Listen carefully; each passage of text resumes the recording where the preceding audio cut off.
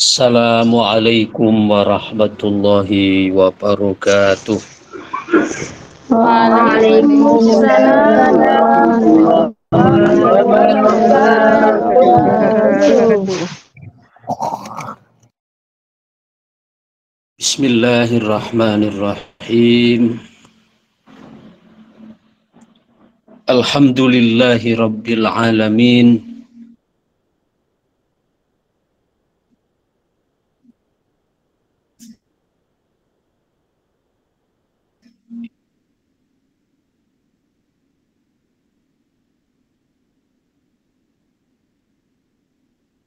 Wa sallallahu wa sallama wa baraka ala sayyidina Muhammadin wa ala alihi wa ashabihi. Allahumma inni qad kharajtu min hawli wa quwwati ila hawlika wa quwwatik wa min ta'ati ila ta'atik wa a'udzu bika an aqula zura au awsa fujura au akuna bika maghrura subhanaka la ilma lana illa ma 'allamtana innaka antal alimul hakim subhanaka la fahma lana illa ma fahamtana innaka antal jawadul karim rabbana aftah bainana wa baina qaumina bil haqqi wa anta khairul fatihin.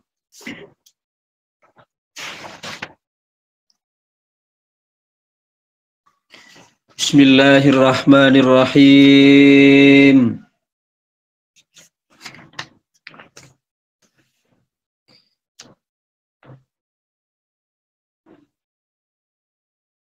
Kita lanjutkan pembahasan dari kitab Al-Hikam oleh Al-Imam Ibnu Athaillah As-Sakandari radhiyallahu anhu wa ardhah. Kita lanjut pada butiran hikmah yang ke-21. Namun sebelum kita lanjutkan pada butiran hikmah yang ke-21, alangkah baiknya kita refresh dulu apa yang telah disampaikan dalam hikam pada majelis sebelumnya, yaitu majelis yang ke-20 yang dibaca tadi. Ma'aradat himmatu salikin antakifa indama kusifalaha illa wanadathu hawatiful haqiqah allazi tatlubu amamak wala tabarrajat zawahirul mukawwinati illa wanadathu haqa'iquha innama nahnu fitnatun fala takfur.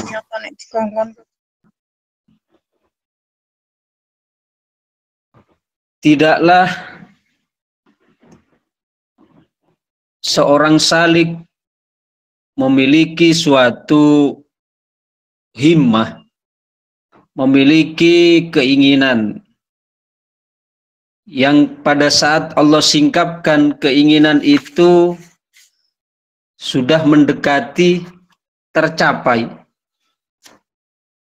melainkan akan ada bisikan, akan ada panggilan hakikat yang hanya akan didengar oleh hati, bukan dapat didengar oleh telinga yang menempel kanan kiri yang kita miliki. Apa panggilan yang membisikkan itu? Panggilan hakikat yang menyeru kepada hati seorang salik. Pada saat seorang salik itu mulai dia menemukan apa yang dia harapkan, apa yang dia inginkan, tapi bisikan hakikat itu mengatakan allazi tatlubu amamak. apa yang panjenengan cari itu masih ada di depan. Artinya supaya seorang salik itu tidak bertumpu, tidak kemudian hatinya nyantol pada apa yang sedang dia capai saat ini. Entah itu berupa misalnya harta, jabatan, kekuasaan, atau bahkan karomah-karomah.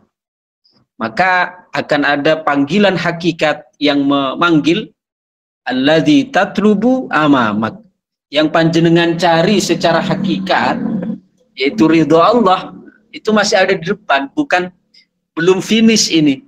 Maka jangan sampai hanya bertumpu pada pencapaian di mana kita diberikan oleh Allah semisal rizki yang melimpah, pangkat naik, jangan bertumpu di situ. Ibadah kita jangan hanya berhenti di situ. Demikian juga wala tabarrajat zawahirul mukawwinat illa wanadathu haqa'iquha. Dan tidaklah alam semesta ini, artinya dunia ini, menampilkan keindahan-keindahannya kepada kita, ya, menebarkan pesonanya terhadap kita seorang salik, melainkan juga akan ada suara hakikat yang memanggilnya, yang serupa dengan ayat Al-Quran, innama nahnu fitnatun fala takfur. Sesungguhnya kami ini adalah ujian bagi kalian. Ya. Ketika dunia menebarkan pesonanya kepada dia, supaya tidak tersihir oleh pesona yang disebarkan oleh dunia kepada kita, entah itu harta, jabatan, kekuasaan, ya, harta, Toyota, wanita, dan seterusnya, gitu. Maka ada suara hakikat yang juga memanggil kepada kita, innama nahnu fitnatun fala takfur. Kata dunia itu lisan halnya mengatakan innama nahnu fitnatun. Kami ini, dunia ini adalah fitnah bagi kalian, ujian bagi kalian. Fala takfur, maka jangan kufur, dalam arti jangan bertumpu pada keindahan yang kami tebarkan. Tapi kalian dituntut untuk sadar terhadap penciptaku, yaitu Allah Subhanahu wa ta'ala. Itu kesimpulan, ya, poin penting dari Hikam 20 yang kita bahas minggu lalu dan yang tadi terakhir dibaca sebelum saya naik ini. Baik. Sekarang pada Hikam 21. Qala radhiyallahu an. Qala radhiyallahu anhu. Talabuka minhu ittihamun lahu wa talabuka lahu ghaibatum minka anhu wa talabuka li ghairihi likillati hayaika minhu wa talabuka min ghairihi liwujudi bu'dika anhu. Ini Hikam ke-21 menunjukkan malmah satu pengamatan yang beliau hasilkan, yang seolah-olah kalau kita lihat sekilas sikap kita itu tidak ada yang proporsional ini kalau dihadapkan pada Hikam ke-21 ini. Jadi seolah-olah semua salah, gitu, karena tidak ada yang proporsional. Tapi nanti coba kita urai satu-satu ini. Apa kata beliau? Talabuka minhu ittihamun lah. Kamu meminta kepada Allah, permintaanmu kepadanya adalah merupakan bentuk tuduhan kamu atas Allah. Talabuka ittihamun lah. Memintamu kepadanya adalah satu bentuk tuduhan kamu kepadanya. Yani, ketika kamu meminta pada Allah, berarti engkau sedang menuduh Allah. Menuduh Allah bahwa Allah tidak akan memberi kecuali setelah kita minta. Tapi nanti akan kita jelaskan seperti apa pemahamannya ini. wa talabuka lahu ghaibatun minka anhu. Tapi memintamu kepadanya juga merupakan salah satu bentuk, ya, salah satu bentuk ketidakhadiran hatimu atasnya, yakni atas Allah Subhanahu wa ta'ala. Namun di sisi lain, wa talabuka li ghairih, tapi kamu minta kepada selainnya, kepada selain Allah, itu juga likillati hayaika min. Kamu minta pada selain Allah pun itu menunjukkan minimnya rasa malumu kepada Allah. Kenapa? Karena orang yang kita mintai itu adalah makhluk seperti kita. Ya. Harusnya orang yang kita mintai adalah yang jauh di atas derajat kita. Maka berarti ketika kita meminta kepada makhluk, kata Ibnu Athaillah ini, berarti menunjukkan minimnya rasa malumu kepada Allah. Bagaimana kamu sudah punya Allah yang maha segalanya, kok malah meminta kepada yang di bawahnya, ya, orang-orang yang setaraf dengan kita, yang sama-sama makhluk. Itu kan menunjukkan minimnya rasa malumu, kata beliau. Wa talabuka min ghairihi, begitu juga kamu minta kepada selainnya, kepada selain Allah, itu menunjukkan adanya kejauhan, keterpisahanmu dari Allah Subhanahu wa ta'ala. Mungkin panjenengan bertanya, lalu sikap yang proporsional gimana, kok salah semua? Minta pada Allah, katanya dikatakan menuduh Allah. Minta kepada Allah dikatakan kita karena ketidakhadiran hati bersamanya. Tapi minta kepada selain Allah dikatakan karena kurangnya rasa malu kita kepada Allah. Minta kepada selain Allah dikatakan karena kita jauh dari Allah. Terus yang proporsional gimana? Minta salah, tidak minta juga salah. Minta salah karena dikatakan kita menuduh Allah, ya, bahwa Allah tidak akan memberi kepada kita kecuali setelah kita minta. Minta kepada Allah dikatakan karena kita itu alpa, tidak hadir hati bersama Allah. Tapi tidak minta kepada Allah juga dikatakan karena kita kurangnya rasa malu kepadanya. Tapi tidak minta kepadanya atau minta kepada selainnya juga dikatakan karena kita jauh darinya. Terus yang benar seperti apa? Sebenarnya beliau ini bukan melarang kita untuk berdoa, mboten. Bagaimana akan melarang seorang hamba untuk berdoa? Wong berdoa itu merupakan inti dari ibadah. Ad-du'a mukhul ibadah, kata Nabi. Doa itu adalah merupakan otak dari ibadah. Nah, kalau dikatakan otak kan berarti yang menjadikan ibadah itu berjalan. Sebagaimana orang kalau dikatakan masih punya otak, berarti kehidupannya masih berjalan, masih hidup. Ya. Jadi beliau sama sekali bukan berarti ingin menggembosi kita supaya tidak berdoa, supaya kita tidak berdoa, atau menggembosi kita supaya kita enggan untuk berdoa. Sama sekali bukan ke sana arah. Tapi yang beliau maksud adalah, coba kita lihat, tolabuka minhu ittihamun lah. Permintaanmu kepada Allah itu adalah merupakan bentuk tuduhanmu kepadanya. Yakni maksudnya annal murida, bahwasanya seorang murid yang bagilahu ayyastaghila, sudah sepatutnya untuk menyibukkan diri fi hali sulukihi, di dalam perjalanannya, bima yuqarribuhu min maulahu, dengan melakukan apa-apa yang menjadikan dia lebih dekat dengan Allah. Okay. Kemudian minal a'malis sholihah, dari dengan melakukan amal-amal solih, wala yusghil nafsahu wala yusghil qalbahu, dan tidak menyibukkan dirinya Bitolabi Sekian. bikai'im minal asya, untuk hanya sekedar minta saja. Paham gih arahnya? Jadi arahnya pernyataan atau statement beliau pada hikam ini yang beliau sindir, kamu meminta kepada Allah.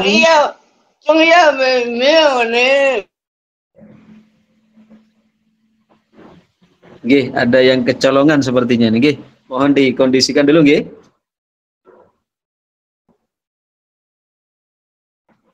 Sampun apa? Gih, suwun.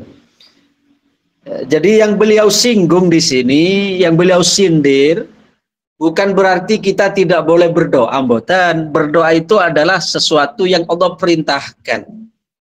Cuma yang beliau sindir adalah arahnya, yang beliau katakan, kamu minta pada Allah berarti kamu menuduh Allah. Maksudnya, kita sebagai seorang murid orang yang menghendaki keridhaan Allah, itu hendaknya dalam kehidupannya disibukkan dengan apa yang menjadikan dia dekat dengan Allah Subhanahu wa ta'ala.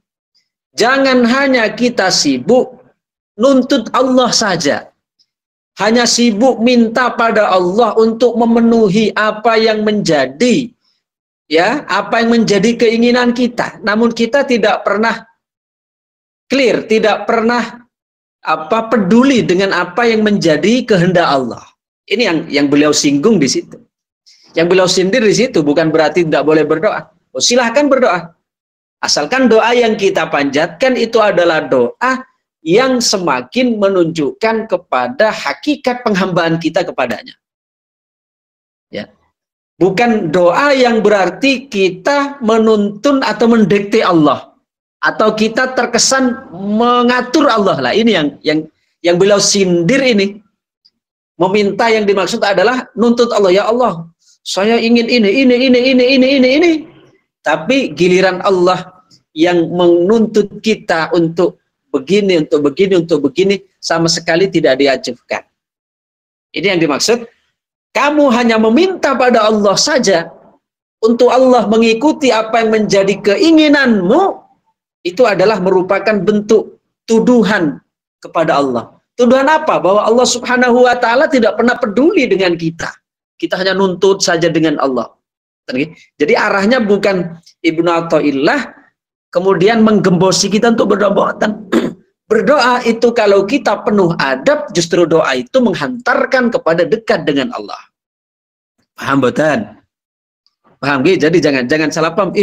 Kenapa kita di ngaji hikam kok berdoa dikatakan kita menuduh Allah, tidak berdoa dikatakan tidak ada rasa malunya pada Allah?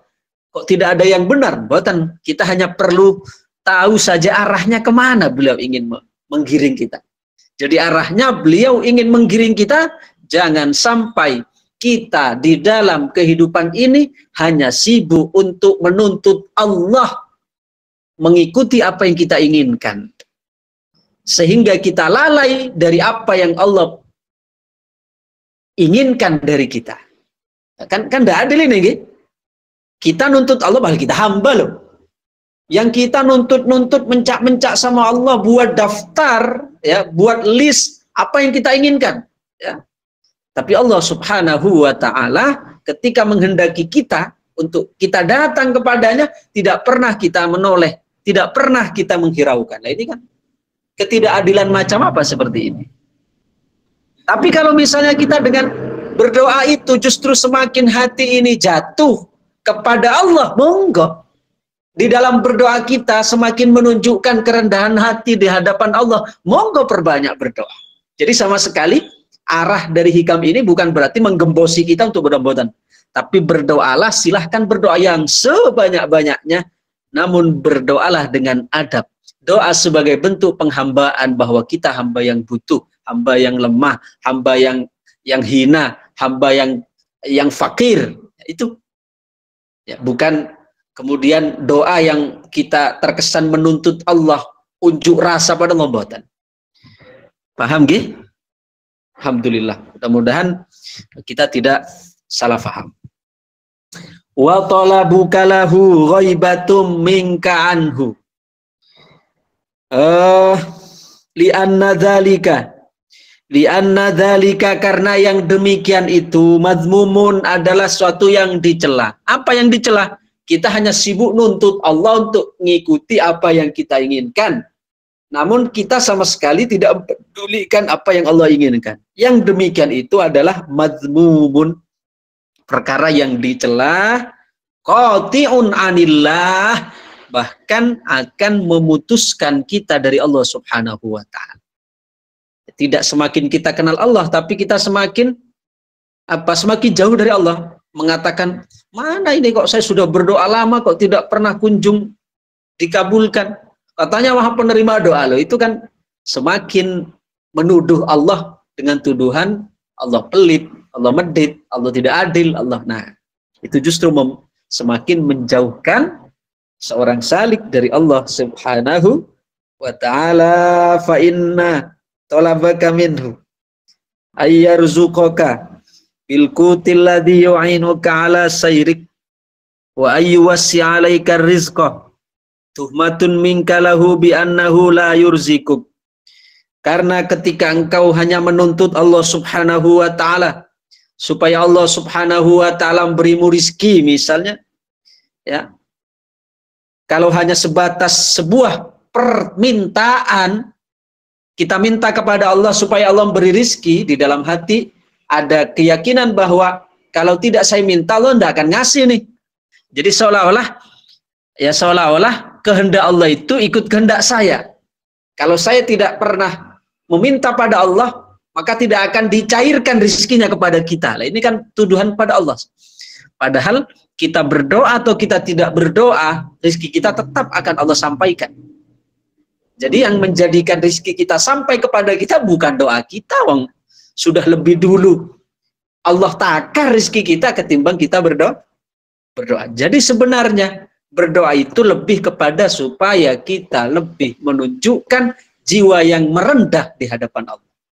Supaya kita menampakkan diri di hadapan Allah sebagai hamba yang lemah, hamba yang butuh, hamba yang rendah, hamba yang hina, dan itu yang Allah cintai. Paham ya?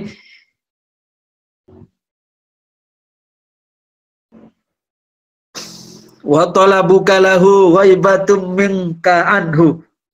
Dan begitu juga kamu meminta pada Allah. Minta kepada Allah artinya minta dengan ambisius tadi, ya, dengan keyakinan bahwa Allah tidak akan memberi kalau tidak saya minta dulu. Jadi kan berarti menuduh Allah pelit kan. Wa talabuka lahu ghaibatum minka anhu. Ya, jadi kamu meminta pada Allah seperti itu, mencak-mencak minta pada Allah supaya Allah ngikuti apa yang kamu inginkan, itu adalah merupakan indikasi dari ghaibatum minka anhu. Karena kamu itu masih belum hadir hatimu bersama Allah. Karena kalau hatimu hadir bersama Allah, maka engkau akan merasakan bahwasanya Allah Subhanahu wa taala sudah menjamin semua apa yang kita inginkan. Adapun Allah minta kita untuk berdoa supaya kita terus datang kepadanya dengan kerendahan, dengan kehinaan, dengan kelemahan dan seterusnya. Dan itu yang Allah cintai. Wa talabuka li ghairihi. Namun di sisi lain wa talabuka li ghairihi, kamu meminta kepada selain Allah minal a'radid dunyawiyah, dari hal-hal, dari kebutuhan-kebutuhan dunia. Wa minal mukasyafat wal karamat, dari kemuliaan-kemuliaan. Likillati hayaika minhu, itu juga merupakan minimnya rasa malumu kepada Allah. Idlau hasolalaka hayaun, karena kalau di dalam hatimu ada rasa malu, lamal tafata ila ghairih, niscaya kamu tidak akan berpaling kepada selainnya. Wong kebutuhan kita ada pada Allah, kok masih akan berpaling meminta kepada yang lain. Wa talabuka min ghairihi, demikian juga memintamu kepada selain Allah. Bi anta wajjahta ila ba'din nas, seperti mana kamu mendatangi orang untuk meminta hajat-hajatmu. litatluba minka syai'an min a'radid dunya, untuk kamu mengemis apa yang menjadi kepentingan duniamu, ghafilan fi halit tolab an maulak, tapi kamu lupa terhadap Tuhanmu. Itu menunjukkan liwujudi bu'dika anhu, menunjukkan karena engkau masih jauh dari Allah subhanahu wa ta'ala. Idlau kunta qoriban, karena jika kamu dekat dengannya, lakana ghairuhu ba'idan angka, maka kamu akan merasakan bahwa sebenarnya yang jauh itu makhluk, yang jauh dari kita. Makhluk itu, coba makhluk, kalau sering kita datangi, dia akan tidak suka.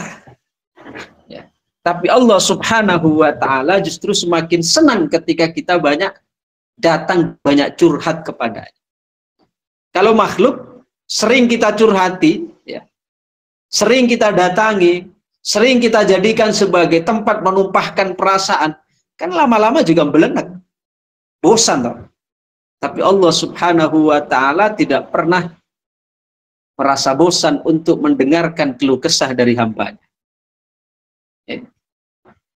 Jadi ketika kamu meminta, mencari tempat kepada selain Tuhanmu, itu adalah karena engkau masih jauh, menunjukkan kejauhanmu dari Tuhanmu.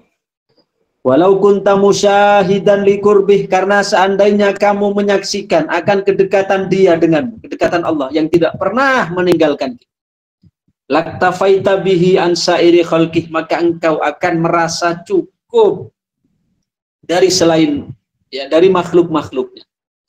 Lakinna wujudal bu'di qadha 'alaika bisyu'uri bil ghairi hatta tawajjahta ilaihi wa talabta minhu. Namun karena adanya jauh antara kamu dengan Allah, maka kamu merasa lebih nyaman untuk menumpahkan apa yang menjadi perasaanmu kepada selainnya. Fattalabu kulluhu minal muridina ma'lul sawa'un kana muta'alliqan bil haqqi awil khalq illa ma kana ala wajhi ta'abbud wa ta'abbud. Maka yang namanya meminta itu di dalam pandangan, ya, dalam kalangan para muridin, para salikin, itu adalah sesuatu yang kurang, sesuatu yang sesuatu yang dicela. Kecuali, ya, kecuali jika permintaannya itu didasari pada bentuk ta'abbud, penghambaan, menjaga adab kepada Allah subhanahu wa ta'ala. Jadi kalaupun meminta pada Allah, berdoa pada Allah, berdoa bil adab, ya, dengan penuh adab, penuh mesra, penuh kerendahan, bukan berdoa yang terkesan menuntut Allah subhanahu wa ta'ala. Ammal arifun fala yarawna ghairallahi ta'ala fatalabuhum laisa minal makhluk fil haqiqah wa in kana minhu bihasbi dzahir. Adapun para arifin, mereka, ya, pandangannya terhadap Allah dengan pandangan hakikat yang tidak ada yang mereka saksikan dalam setiap peristiwa dan kejadian ini, kecuali mereka melihat apa yang terjadi itu dari af'al Allah subhanahu wa ta'ala. Demikian kajian kita pada pagi hari ini. Mudah-mudahan menjadi tambahan ilmu yang membawa manfaat, membawa barokah fid dini wad dunya wal akhirah. Amin. Amin ya rabbal alamin. Al-Fatihah. Billahi minasyaitonir rajim. Bismillahirrahmanirrahim. Alhamdulillahi rabbil alamin. Arrahmanir rahim. Maliki yaumiddin. Iyyaka na'budu wa iyyaka nasta'in. Siratal ladzina an'amta 'alaihim ghairil maghdubi 'alaihim waladdallin. Rabbi ighfirli wa liwalidayya wa lil mu'minina amin ya rabbal alamin. Allahumma salli wa sallim wa barik ala sayyidina Muhammad wa ala alihi wa sahbihi wa sallim ajma'in. Alhamdulillahi rabbil alamin. Hamdan yuwafi ni'amahu wa yukafi'u mazidah. Ya Rabbana lakal hamdu kama yanbaghi li jalali wajhika wa 'azimi sultan. Allahumma sholli sholatan tunjina biha min jami'il ahwal wal afat wa tahhiruna biha min jami'is sayyi'at sawayat min Rabbana zalamna anfusana illam taghfir lana wa tarhamna Rabbana hab lana min azwajina wa dhurriyyatina qurrata a'yun. Allahumma inna nas'aluka minan ni'mati tamamaha wa minal ismati tamamaha. Ya Allah, ya Aziz, ya Ghaffar, ya Karim, ya Sattar, ya Halim, ya Jabbar, innaka Rabbana atina fid dunya hasanah fil akhirati hasanah wa qina adzabannar. Wa sallallahu wa ala alihi wa sahbihi wa sallim ajmain. Walhamdulillahi rabbil alamin. Al-Fatihah. أعوذ بالله من الشيطان الرجيم الرحمن الرحيم الحمد لله رب العالمين الرحمن الرحيم مالك يوم الدين إياك نعبد وإياك نستعين اهدنا الصراط المستقيم صراط الذين أنعمت عليهم غير المغضوب عليهم ولا الضالين ربي ولوالدي والمؤمنين يا رب العالمين.